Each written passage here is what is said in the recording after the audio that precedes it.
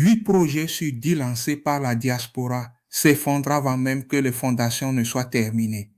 Et voici comment éviter d'être le prochain. Tu vis loin de ton pays, tu travailles dur, tu sacrifies des années de ta vie pour bâtir quelque chose de concret sur ta terre natale.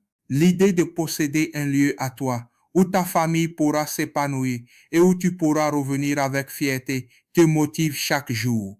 Mais ce rêve, aussi simple qu'il puisse paraître, peut se transformer en cauchemar si les bonnes précautions ne sont pas prises. Le danger vient souvent de ce que beaucoup considèrent comme une solution facile.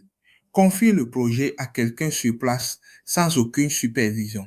On envoie de l'argent, on reçoit quelques mises à jour sporadiques et on se perçoit que tout avance correctement.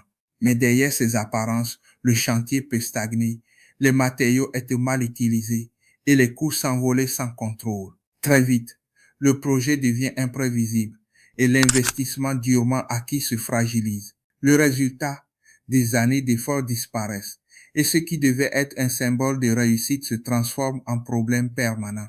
Les rêves s'effondrent non pas par manque d'argent, mais par absence de méthode de suivi et de stratégie. Pour réussir, il faut structurer le projet dès le départ.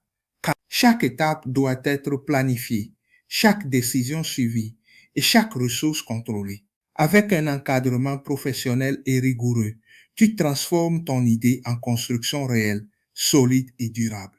Tu passes du rêve à la réalité, sans surprise désagréable. Si tu veux apprendre comment protéger ton projet et construire ton avenir au pays sans perdre tes années d'efforts, abonne-toi maintenant. Tu découvriras les clés pour sécuriser chaque étape et éviter les erreurs que la plupart des diasporas payent cher. Arc Sainte, construire, c'est notre métier.